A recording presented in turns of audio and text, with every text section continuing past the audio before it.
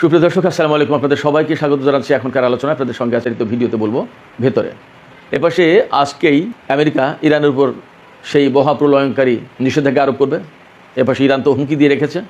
তবে আন্তর্জাতিক সমস্ত গণমাধ্যমে একটি বিষয় আলোচিত হচ্ছে। এই নিষেধাজ্ঞা দেওয়ার পর আমেরিকার সামনে একটাই বড় চ্যালেঞ্জ। কী সেই চ্যালেঞ্জ? বিস্তারিত বলবো ভিডিওর ভেতরে। এপাশে ইরান মক্কা জোটে যোগ দেওয়ার ব্যাপারে আমন্ত্রণ পেয়েছে বলে নানামুখী খবর কিন্তু ঘুরে বেড়াচ্ছিল। আমি এই খবরটা দেখার পরেও কখনোই আলোচনায় আনিনি। আমি শুধু অপেক্ষায় ছিলাম যে ইরানের সরকারের পক্ষ থেকে কী ধরনের বক্তব্য আসে, ইরানের সরকারের পক্ষ থেকে কী মতামত আসে সেটা জানার জন্য। আজকে সেই মতামত দিয়েছে। কী সেই মতামত? ইরান কি যোগ দিচ্ছে নাকি দিচ্ছে না, এই বিষয়টা নিয়েও ভিডিওর ভেতরে বিস্তারিত বলবো। এদিকে ইরান একেবারেই ধ্বংস হয়ে যাচ্ছে বলে মার্কিন প্রেসিডেন্ট ডোনাল্ড ট্রাম্প দাবি করেছেন। তার এই দাবি আসলে কতটা সত্য, বাস্তব কতটুকু? ইরান কিন্তু ঘোষণা দিয়েছে আজকেই যে আগামী 20 প্রজন্ম ধরে যদি যুদ্ধ করতে হয় মাতৃভূমি রক্ষার জন্য, ইরান তার জন্য প্রস্তুত। যে জাতির আগামী 20 প্রজন্ম ধরে যুদ্ধ করার মানসিকতা রয়েছে, সেই জাতি কি ভেঙে পড়ে? আসলে ঘটনাটা কী? এপাশে সৌদি আরবের আরও একটি জাহাজে হামলা চালিয়েছে ইয়েমেনের হুতি সমর্থিত সামরিক বাহিনী। তাহলে এই মক্কা জোটের পরে পরিস্থিতি আসলে কোথায় যাচ্ছে? সুপ্রিয় দর্শক, আলোচনা করি। প্রথমেই যে কথা বলতে চেয়েছিলাম সেটা হচ্ছে, ইরানের ভয়ে একটি দেশ থেকে বহু সংখ্যক মার্কিন KC-135 রিফুয়েলিং বিমান পালিয়ে গেছে। কোন সেই দেশটা? দেশটা হচ্ছে ইউরোপের দেশ বুলগেরিয়া। দক্ষিণ পূর্ব ইউরোপের দেশ বলা যায়। এই বুলগেরিয়ায় বহু সংখ্যক রিফুয়েলিং ট্যাঙ্কার বিমান রাখা ছিল। প্ল্যান ছিল ইরানের উপরে যদি প্রচণ্ড রকমের হামলা চালানো হয়, স্থল অভিযান চালানো হয়, তাহলে বিমান সাপোর্ট লাগবে, আর বিমান হামলা চালালে তো লাগবেই। ফলে যখন ইরানের উপর হামলা চালানো হবে তখন বুলগেরিয়া থেকে এই KC-135 রিফুয়েলিং ট্যাঙ্কার বিমানগুলো আমেরিকার বিমান বাহিনীকে সাপোর্ট দেবে।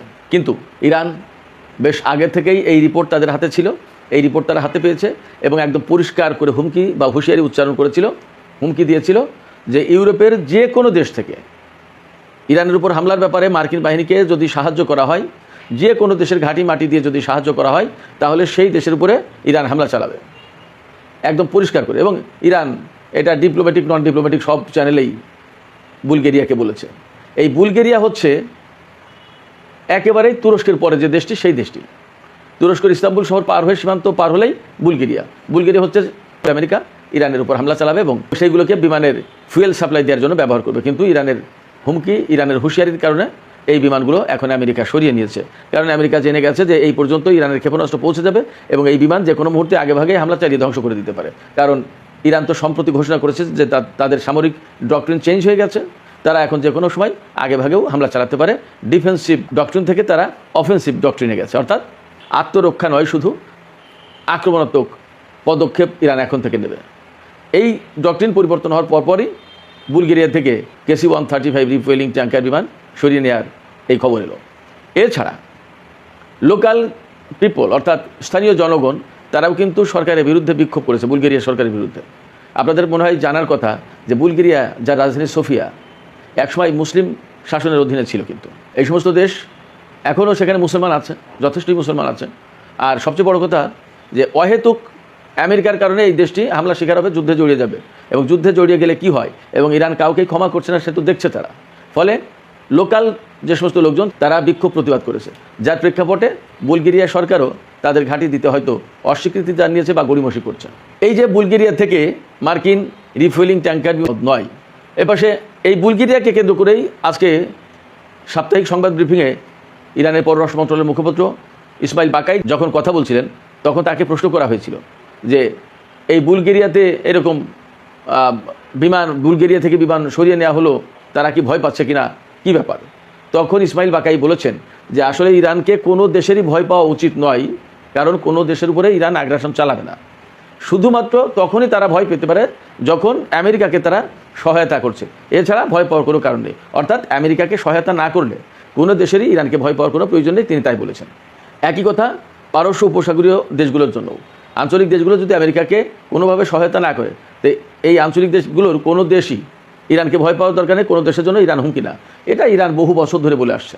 ইরানের পররাষ্ট্র মন্ত্রণালয়ের মুখপাত্রের কথা যখন চলে আসলো, তখন আমি এই আলোচনাটুকু এখানেই করে যাই। ইরানকে মক্কা জোটে যোগ দেওয়ার জন্য আমন্ত্রণ জানানো হয়েছে, এই কথা বলেছিলেন ইরানের সংসদের খুনে মিল্লাত নিউজ এজেন্সির প্রধান মেহেদি রাহিম। তিনি জানিয়েছিলেন যে মক্কা জোটের পক্ষ থেকে অর্থাৎ সৌদি আরব, পাকিস্তান এবং তুরস্কের পক্ষ থেকে ইরানকে এই জোটে যোগ দেওয়ার জন্য আমন্ত্রণ জানানো হয়েছে। এই বিষয়ে পররাষ্ট্র মন্ত্রণালয়ের মুখপাত্র ইসমাইল বাকাইকে জিজ্ঞেস করা হয়, স্পষ্টভাবে বলেছেন যে না, এই জোটে যোগ দেওয়ার জন্য ইরানকে দাওয়াত দেওয়া হয়নি, ইরান দাওয়াত পায়নি। তবে এই 3 দেশের পক্ষ থেকে একটা আলোচনার প্রস্তাব দেওয়া হয়েছে এবং সেই আলোচনার বিষয়টা ইরান বিবেচনা করছে। আলোচনার বিষয়টা কি? আঞ্চলিক শান্তি প্রতিষ্ঠার বিষয়ে আলোচনা। তুরস্ক এবং পাকিস্তান 2 দেশই কিন্তু ইরানের সীমান্তবর্তী দেশ, ইরানের সাথে সীমান্ত আছে। আর সৌদি আরবের সাথে সরাসরি ল্যান্ডের সীমান্ত না থাকলেও সমুদ্রের এপার ওপার, পারস্য উপসাগরের দক্ষিণে সৌদি আরব, আর ইরান হচ্ছে পারস্য উপসাগরের উত্তরে। জাস্ট পারস্য উপসাগরের এপার ওপার তো সৌদি আরব আর ইরানের অবস্থান। এবং ইরানের সাথে সৌদি আরবের ল্যান্ড রুটে যদি যোগাযোগ নাও থাকে, তারপরেও সৌদি আরবের জন্য একটা বড় বিষয় হচ্ছে যে সৌদি আরবের যে তেল সমৃদ্ধ যে এলাকাটা, উত্তর পূর্বাঞ্চলীয় যে এলাকা, কাতিব প্রদেশ বা ওই সমস্ত এরিয়া, দাম্মাম, এই সমস্ত এলাকা মূলত শিয়া অধ্যুষিত এলাকা। এখানে প্রচুর সংখ্যক শিয়া মুসলমানদের বসবাস, তারা এখানে বসবাস করে এবং এখানে এই এলাকাটা কিন্তু তেল সমৃদ্ধ। অথচ এই শিয়া মুসলমানরা অনেক ক্ষেত্রেই বঞ্চিত। এটা একদম মশহুর পরিচিত, খুবই বাস্তব কথা। এটারই যথেষ্ট আলাপ আলোচনা সৌদি আরবের ভেতরেই হয়। সরকারের কাছে প্রচুর বাদ প্রতিবাদের ঘটনা আছে। তাদেরকে ইরান সাপোর্ট করে বলে সৌদি আরব বা আরও কারো পক্ষ থেকে অভিযোগ আছে। ইরান সবসময় বলে যে আমরা তো সাপোর্ট করছি না, তোমাদের ভেতরে সব শিয়া মুসলমান কাতারে আছে, সংযুক্ত আরব আমিরাতে, সব দেশে আছে। তো প্রত্যেকটা জায়গায় কিন্তু ইরান একটা ফ্যাক্টর এবং ইরানের ব্যাপারে সবাই উদ্বিগ্ন যে ইরান এই মধ্যপ্রাচ্যের এই চলমান যুদ্ধ এবং আমেরিকা যদি এখান থেকে চলে যায়, তাহলে সবাই ইরান এবং শিয়া প্রসঙ্গটা নিয়ে কিন্তু খুবই উদ্বেগে থাকবে, উদ্বিগ্ন আছে। এই জন্য হয়তো তারা এই আলোচনা করতে চেয়েছে এবং ইরানের পররাষ্ট্র মন্ত্রণালয়ের মুখপাত্র ইসমাইল বাকাই তিনি বলেছেন যে আমরা এই আলোচনার প্রস্তাব পেয়েছি এবং আলোচনাটা আমরা করব বলে বিবেচনা করছি। তাহলে কি দাঁড়ালো? মক্কা জোটে যোগ দেওয়ার বিষয়ে কোনো দেশের পক্ষ থেকে ইরান আমন্ত্রণ পায়নি এবং এ বিষয়ে ইরানের কাছে কোনো খবর নেই। এটা ঠিক, আমি সবসময় বলছি যে ইরান এই জোটে যোগ দেবে কিনা সেটা তো একটা ব্যাপার। কারণ এই জোট আসলে কার বিরুদ্ধে গঠিত হলো, কী করতে যাচ্ছে এবং কী করবে। এই জোটে যোগ দেওয়ার পরে দেখা গেল যে ইরান এমন কোনো জায়গায় আটকে যাচ্ছে যেটা ইরানের জন্য বা ইরানের প্রক্সি ফোর্সের জন্য বা ইরান সমর্থিত বিভিন্ন গোষ্ঠীর জন্য ঝামেলার কারণ, তাহলে ইরান এখানে যোগ দেবে না। অনেক কিছু হিসাব নিকাশ আছে এবং এ কথা ঠিক, ইরান এই বার্তায় দিচ্ছে সবাইকে বা সবসময় দিয়ে এসেছে যে ইরান কোনো আঞ্চলিক দেশের জন্য হুমকি না, আমরা আমাদের সমস্যার সমাধান করবো, এখানে বাইরের কোনো শক্তির দরকার নেই। আমেরিকা চলে গেলে যে ইরান কোনো দেশে আগ্রাসন চালাবে, ব্যাপারটা এমন না। এপাশে 24শে আগস্ট সোমবার আমেরিকার পক্ষ থেকে ইরানের বিরুদ্ধে কঠোরতম নিষেধাজ্ঞা আরোপ করা হবে এবং এ নিয়ে সারা বিশ্বে বেশ বড় রকমের জল্পনা কল্পনা আছে। এইরকম একটা প্রেক্ষাপটে ডোনাল্ড ট্রাম্প, তাহলে তো আমি দেখি ইরানের বিরুদ্ধে নিষেধাজ্ঞা কার্যকর করার আর কোনো প্রয়োজনীয় প্রশ্নও নেই। এছাড়া বাকি তেল লোকাল যে সমস্ত প্রতিবেশী দেশ, নেইবারিং কান্ট্রি, এই সমস্ত জায়গায় তো বাকিটা দিয়ে দেওয়া যাবে তাহলে। এবং ইরান যে হুমকি দিয়েছে, এই হুমকিকে কে কীভাবে দেখবে? ইরান তো সোজাসাপটা বলেছে আমেরিকাকে যারা এই নিষেধাজ্ঞা বাস্তবায়নের ব্যাপারে সহযোগিতা করবে তারা ইরানের শত্রু বলে গণ্য হবে, তাদের বিরুদ্ধে ব্যবস্থা নেওয়া হবে সামরিক উপায়ে, এবং তাদের জাহাজ হরমুজ প্রণালীতে চলতে পারবে না। আর আমেরিকা যেই নিষেধাজ্ঞা বাস্তবায়ন করছে, কার্যকর করতে যাচ্ছে, আমেরিকার ব্লকেট না সরিয়ে নিলে তাদের অবস্থা খারাপ হবে। ইরান তো সেটাও বলেছে। এই অবস্থায় যতই ডোনাল্ড ট্রাম্প ইরানের অবস্থা খারাপ, ধ্বংস হয়ে যাচ্ছে, কী করবে এটা সেটা যতই যাই বলুক, শুধু এখানে ছোট্ট একটা ইনফরমেশন দিই আপনাদেরকে। বাকি ইনফরমেশন আমি আলোচনা করব, এই প্রসঙ্গে আলোচনা করব টক উইথ সিরাজ ইনসাইটে আজকের রাতের ভিডিওতে। সেই ইনফরমেশনটুকুই এই যেটা দিতে চাইছি এখানে ছোট্ট করে, সেটা হচ্ছে আমেরিকাকে বাঁচানোর জন্য, ডোনাল্ড ট্রাম্পের রাজনীতি বাঁচানোর জন্য, ডোনাল্ড ট্রাম্পের ক্ষমতা বাঁচানোর জন্য পাকিস্তানের সেনাপ্রধানকে অনুরোধ করে ইরানে পাঠিয়েছেন যে আবার কূটনীতিতে ফিরে আনুন ইরানকে। ইরান আসবে? ইরান কি আসবে আলোচনার টেবিলে, কূটনীতির টেবিলে? এই আলোচনাটা আপনারা শুনবেন টক উইথ সিরাজ ইনসাইটের বিস্তারিত অল্প একটু আলোচনা করে শেষ করতে চাই। ওই যে আমেরিকা ইরানকে একদম নিষেধাজ্ঞা দিয়ে ধ্বংস করে দিতে চেয়েছে, সেই ব্যাপারেই ইরানের পররাষ্ট্র মন্ত্রণালয়ের মুখপাত্র ইসমাইল বাকাই তিনি পরিষ্কার করে বলেছেন যে ইরান আগামী 20 প্রজন্ম ধরে দেশের জন্য, দেশ রক্ষার জন্য, মাতৃভূমি রক্ষার জন্য লড়াই করতে প্রস্তুত রয়েছে, যুদ্ধ করতে প্রস্তুত রয়েছে। অতএব এই জাতিকে আসলে হারানো খুব কঠিন ব্যাপার। আমি শেষ যে প্রসঙ্গটুকু আলোচনা করতে চাই সেটি হচ্ছে সৌদি আরবের ইয়ানবু বন্দর, লোহিত সাগরে ইয়ানবু বন্দরে একটি তেলবাহী জাহাজে আবার হামলা চালিয়েছে ইয়েমেনের হুতি সমর্থিত যোদ্ধারা, সামরিক বাহিনী, এবং এই হামলায় জাহাজটি বেশ ক্ষতিগ্রস্ত হয়েছে। সৌদি আরবের পক্ষ থেকেও এই কথা স্বীকার করা হয়েছে। তার মানে হচ্ছে যে সৌদি আরবের সাথে ইয়েমেনের সংকটের কোনো সুরাহা হয়নি বরং যে কোনো মুহূর্তে হয়তো আরও বড় ধরনের কোনো সংকট তৈরি হতে পারে।